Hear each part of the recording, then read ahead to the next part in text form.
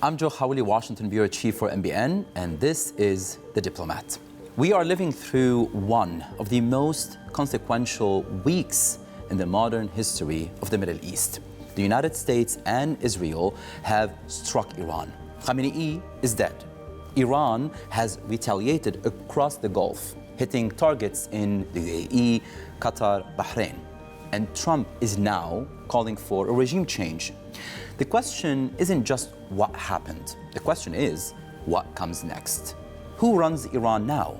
Does the regime hold together, fracture, or collapse? And what does Washington do if there's no government left to negotiate with? To help us think through all of these questions, I'm joined by Alex Fatankha, Senior Fellow at the Middle East Institute and the founding director of its Iran program. Alex has spent decades studying how Iran makes decisions, who holds power, and how the regime responds under pressure. He briefs the State Department, the Pentagon, and Congress on exactly these questions. Mr. Fatankha, thank you for being with us. Let's start by saying that I don't think either of us expected the show to open this way. But let's start with the basic reality. Khamenei is gone. The United States and Israel have struck Iran directly, and Iran hit back across the Gulf. We've never seen or been here before. When you look at this moment, what does it exactly mean? Is this the beginning of the end of the Islamic Republic as we know it, or it's the beginning of totally something new in the Middle East? Joe, it's great to be with you. Look, I think, where we're going to go from here really depends on a number of factors. Let me start with the factor number one, which is closest to me here in Washington, which is whether the United States President Donald Trump has a clear strategy that he's willing to commit to, not just for days, not just for weeks, but maybe longer, months, and perhaps even longer. That strategy, if he has a strategy right now, when we are 4 days into this war, that strategy, the nearest thing I can come to is one of regime change. He has hinted at it, he has said it, and he has walked it back. So he's done all sorts of things when it comes to what his end game here is. Part of that is vintage Donald Trump. He doesn't show his cards. He thinks ambiguity works in his favor, keeps his adversaries on their toes. He can always surprise them, and he takes pride in deception. But I'm not sure if deception right now is the best thing you can do. I think Washington having a better, clearer message about regime change and that it's willing to stay in the long haul might actually be the sort of reality that will, bring the people in Iran to the conclusion that they need to look for ways to get involved. Right now, Iranians are not getting involved for good reason. There are bombs dropping over their heads. You can't expect people who are fighting or running for their lives to get politically engaged in a meaningful sense, certainly not in terms of standing up to the Islamic Republic and what's left of it. The other thing is, if you are the United States, you provide clarity. Many inside the regime, the rank and file, who might be looking for a way out, will certainly have even more reason to think, well, if the Americans are serious about continuing and being engaged, not just militarily, but politically, then maybe it's time for me to rethink my future and step out of this regime. In other words, you start seeing the foundations of a regime that's already deeply shaken with the death of Ali Khamenei, shake even further. We haven't had that kind of clarity from Washington. So the president, I think, is keeping a lot of people in limbo. That limbo is not necessarily a good thing when you need to show determination. Again, we also have to keep in mind, Joe, that he has a lot of politics in the United States that he needs to navigate. The idea of going into a long haul in Iran is not necessarily something that's going to be easy for him to sell, not when only 20% of Americans support this war. The other reality is what the Iranians do in the region. As you mentioned earlier, they are hitting hundreds of targets across, so far, I think, 9 countries. They have missiles to keep doing this for probably a few days, few weeks, maybe even longer. What does that do to the pressures that are built within the region, urging for the American president, for the Israelis to cease hostilities now? If that happens, and the regime's still standing, then yes, it's a different Islamic Republic because the man who ran that place for 37 years almost is gone. In its sense, that is already a new Islamic Republic. But is that a strategic success if whoever takes over from Khamenei commits themselves to continue in his path? Because that's the case, then you could say this war was not worth it at all. But if whoever takes over from Khamenei decides that this is the moment for them to change course fundamentally across the board, both domestically and foreign policy-wise, maybe then you can also paint that as a victory. And I think Donald Trump would do that if it comes to it. But as you can hear me say, there are so many moving parts to this. There's so much that could go one way or the other. And the president right now is aware of how this thing can go south. And he's still yet to politically commit himself to a mission that might actually help bring this conflict to an end sooner rather than later. You pointed out at that this so far is working to his favor, or the ambiguity of the policy sometimes and how he conducts foreign policy. But you said sometimes that this what's happening right now, how the escalation of this war might not be a good thing. Can you tap more on that? What do you mean? Look, ambiguity, when you let the other side, your adversaries, guess what your next move will be, can work in your favor. And the Iranian regime has been deceived repeatedly by Donald Trump in his first term, in his second term. So they should know more than anyone else that he can successfully deceive his adversaries. But right now, he actually has components at play here, including the sentiment of Iranian people who by and large do not like the Islamic Republic. He can try and mobilize that sentiment, not necessarily weaponize it, but at least mobilize it. Because the numbers are so great that you just get together, for example, joining forces, coming back to the streets and protesting in itself would be a major pressure on a regime that's really on its back heel, if you will. But the president hasn't done that because on the one hand, he toys with the idea of I can cut a deal with whoever stands left in the regime. Sometimes he toys with the idea of supporting Iranian opposition in diaspora. Sometimes he toys with the idea of supporting Iranian ethnic groups. None of these factors are mutually exclusive in the sense, for example, if you support Crown Prince Reza Pahlavi, it doesn't make sense for you to support, for example, some of the ethnic groups because those two groups don't get along. So that's what I mean about ambiguity not helping. Right now, if the United States commits itself to a successful completion of this military project by adding the political dimension to it, which is to say we do want to see a regime change, that might help push this cause forward. Obviously, the Iranian regime has agency. They will hit back. But it might help mobilize.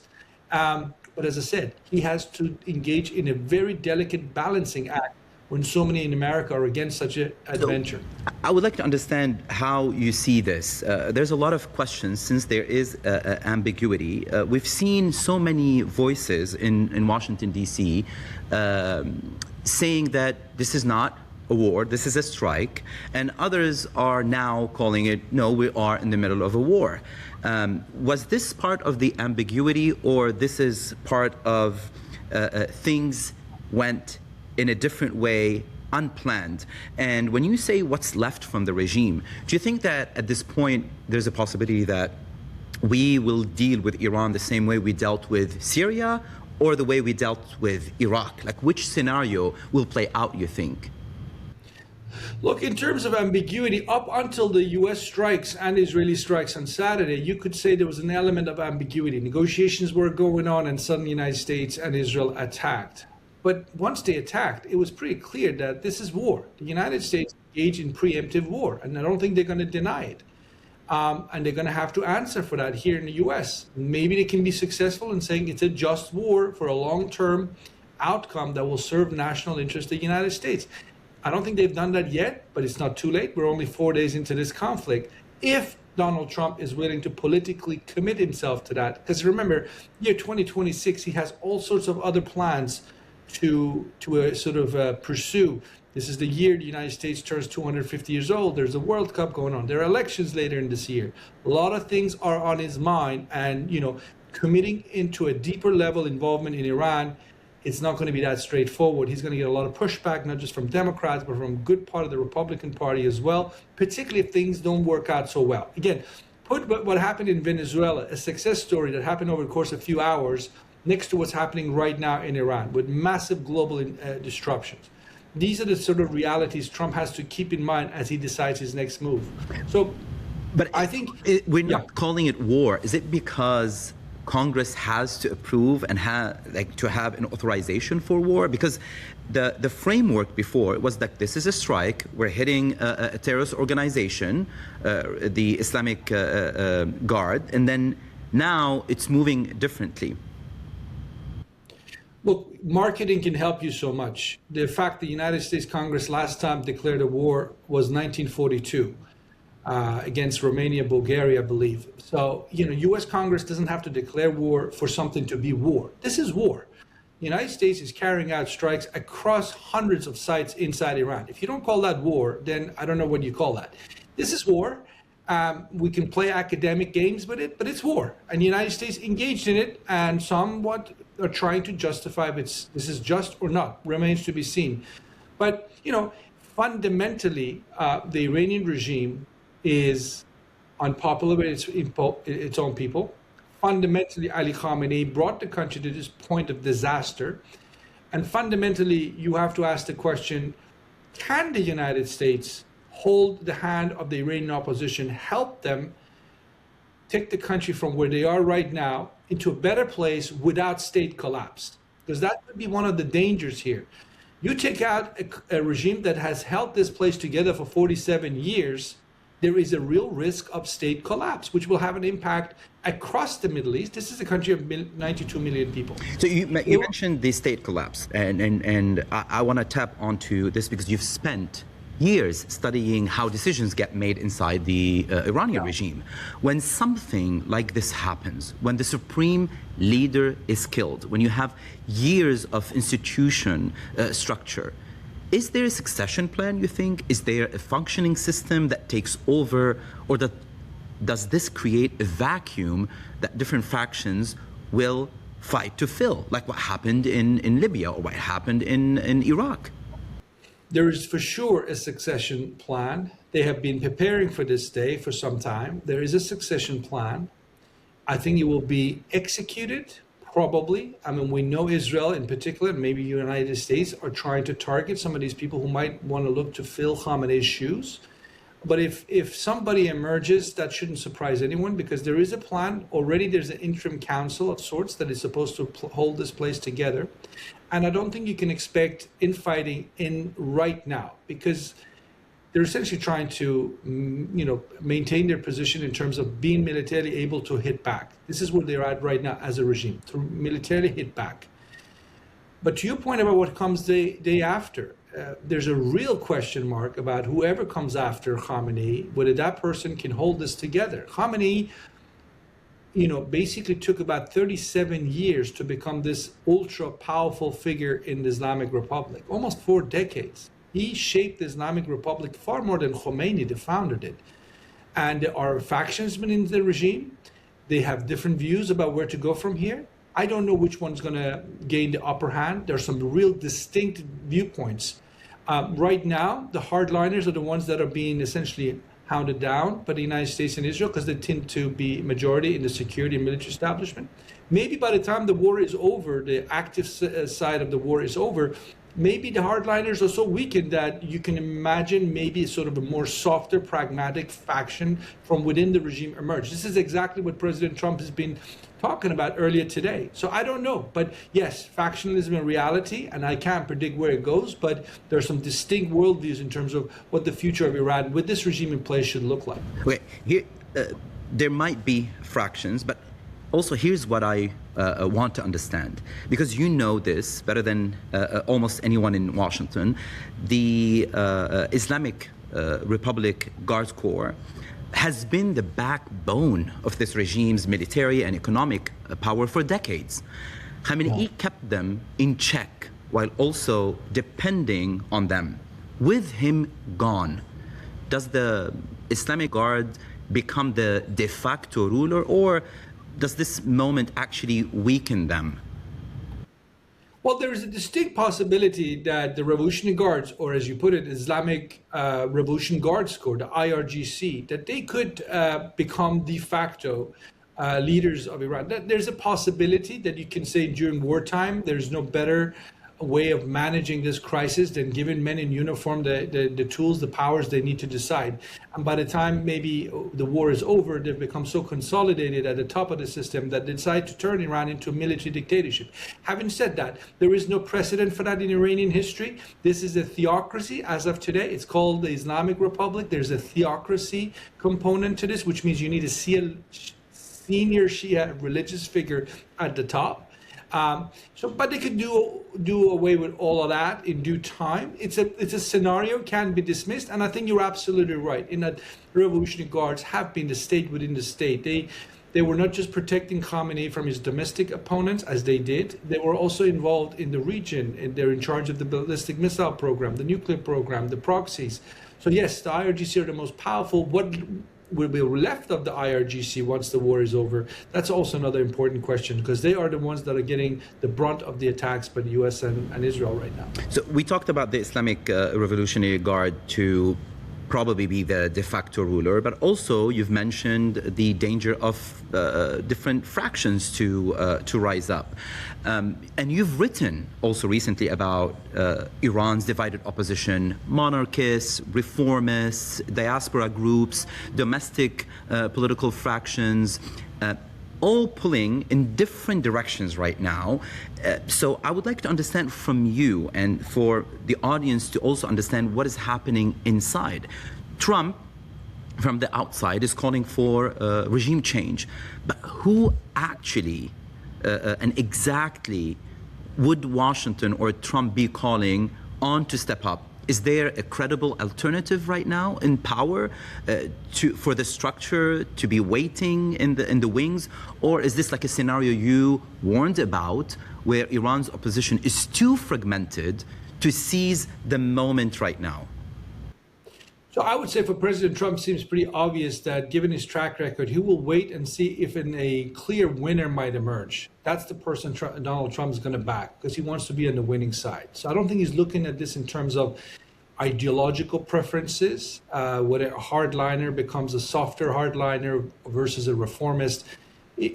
For him, he wants to make sure he's on the winning side. And, that's where it becomes difficult, because he could help shape who the winner becomes, if you will. But it requires of him politically to invest in that Iranian domestic political scene. And he wants to be on the winning side, so which means he is waiting to see what faction would, or what political faction would rise up at the moment, and then he would make a call or contact them to see what comes next?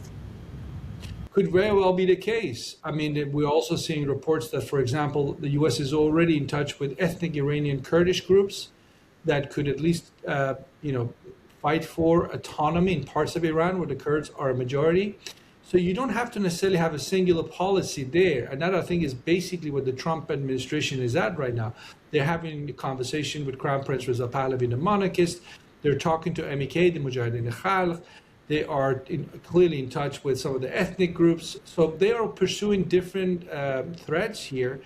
And I suspect what they're doing is, because they're not doing any overt effort to show us they're trying to unify them, which means they're banking on one of these will emerge as the stronger actor and might make a difference in terms of the future of Iran. Let me just say this.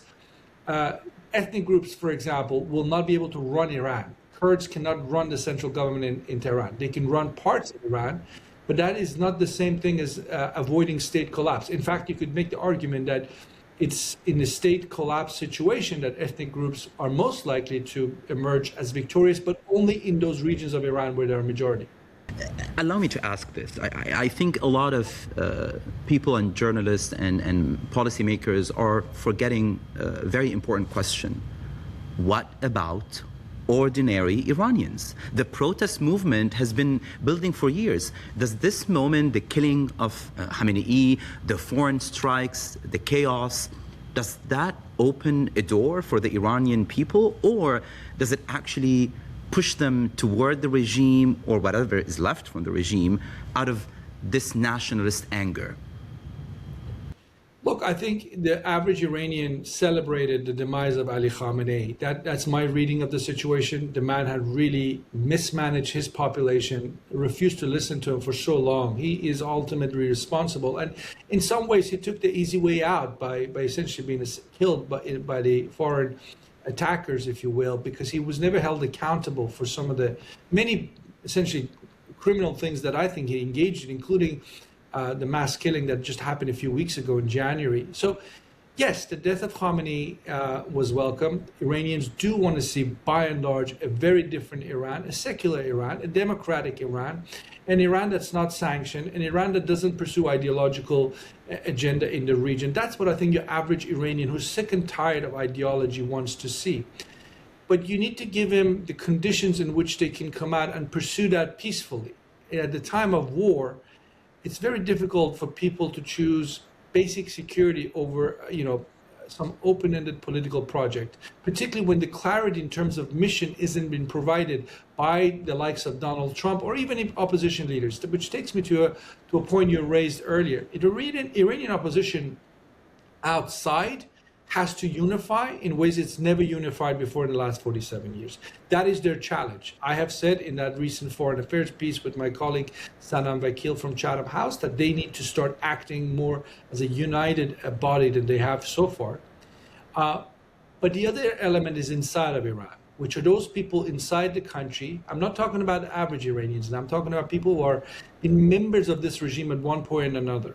Let's take someone like Hassan Rouhani and so on. Now, these people cannot run Iran once the war has ended because they are essentially too linked to the Hassan Rouhani, the previous president, people of that nature. What you need to hear from people inside of Iran, other than the ethnic groups that have a very clear agenda, is also an articulation of a very different Iran going forward. Now, again, if you have blood on your hands, it's difficult for me to see members of the regime emerging at the top once the war is over.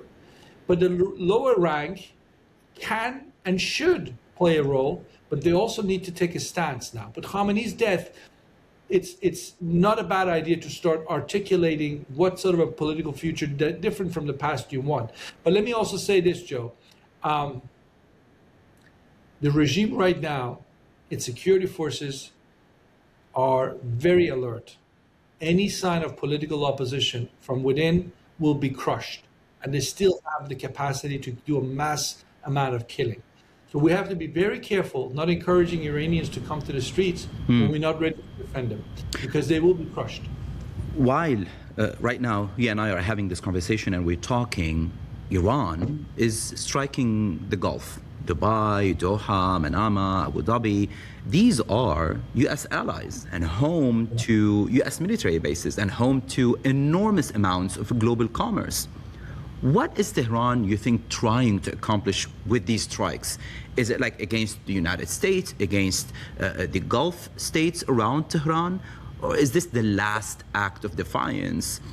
Or this is the RGC operating without any control or central control? I cannot speak to how much command and control is left in the Revolutionary Guards because hundreds of their members have been killed in the last 4 days. So that is probably a factor. But I would just take a step back and say it was telegraphed loudly for weeks, for months by the Iranian regime that if the United States attacks us, we'll go on the offense across the board. Because this is a fight for their survival as they see it. So what they're trying to do is to regionalize and then maybe, if they can, internationalize, which is why, for example, they go after energy infrastructure in the Gulf, because that increases the price of energy, which everyone in the world will feel. So that's what they're doing. They're not necessarily after burning bridges forever and ever with their Gulf neighbors, but they see the Gulf neighbors in a position to maybe exert pressure on the Donald Trump administration. And again, they've been saying that pretty much very explicitly. So there's nothing secret about they're doing. Obviously, they think they're not maybe burning bridges, but they might just end up doing that because obviously if she's sitting on the other side of the Gulf, what Iran is doing to you right now, from their point of view, is totally uncalled for because they were against this war, they didn't encourage this war, and now they're paying the price for it. But there is an escalation in the Gulf region right now. The Gulf states, Saudi Arabia, the UAE, Bahrain, they've been watching Iran with deep anxiety for years. How do you think are they reading this moment? Do they feel protected by U.S. action, or are they now caught in the conflict they did not sign up for? I don't think they welcome this attack. I really think the Gulf states, 10 years ago, they might have believed that the U.S. could take care of the Islamic Republic militarily. But I don't think that has been the case for a number of years now. So I don't think by and large the Gulf countries welcome the Israeli-American attack on Iran. And they predicted right. They became the frontline states essentially because they're so close and Iran can reach them. And Iran can reach them even when it runs out of ballistic missiles. So they have a lot at stake. Their image, their prosperity, so much is at stake for them. So they have every reason to be upset, worried. I'm not sure how long they will maintain the position they have. The United States has apparently... Which position? Basically limited retaliation, as far as I can tell, against Iran. Which means? Which means if they go from limited retaliation to the extent that they could go on the offense and hit Iran back on Iranian soil, then we're talking a different chapter. Then the Iranians will use that as an excuse to maybe expand their attacks on the Gulf countries, which again, right now, they haven't reached that point from what I can tell. Right now, some of these attacks, well, all these attacks from what I understand, are meant to put pressure on the Gulf to in turn turn pressure on the United States. But what do you make of the claims that the Washington Post published that the Saudi Arabia or the Saudis and the Israelis were pushing for this? I don't know who the source was for that Washington Post article, but leaks oftentimes have an agenda behind them. I haven't seen, listening to Saudi officials and Gulf officials in the general sense for some time, that's what they want. So you're saying some publications, like legacy publications like the Washington Post, would publish things just for an agenda? I'm not saying the Washington Post itself has an agenda, but it put out a line of argument that very well has an agenda behind it. And let me say this. The Saudis have rejected this idea that they wanted the U.S. to attack Iran. And by the way, the Iranians have rejected and said they don't believe in this line of argument. But someone that I know who is in deep conversations with a higher up official in the Israeli government said that what we hear publicly from Arab leaders does not necessarily mean what has been discussed behind closed doors. What do you make of that? Look, I don't think any leader in the Gulf countries, in the GCC, is going to miss the Islamic Republic. That's not the point. The point is they just don't want to have to be at the front line to pay the price for that fall. That's what drives them. It's not any kind of desire to see the Islamic Republic survive. It's just that they know that this is an angry political system right now, is lashing out. They predicted that it would lash out, and they just didn't want to find themselves in the crossfire. It's simple as that. One last piece of this regional picture.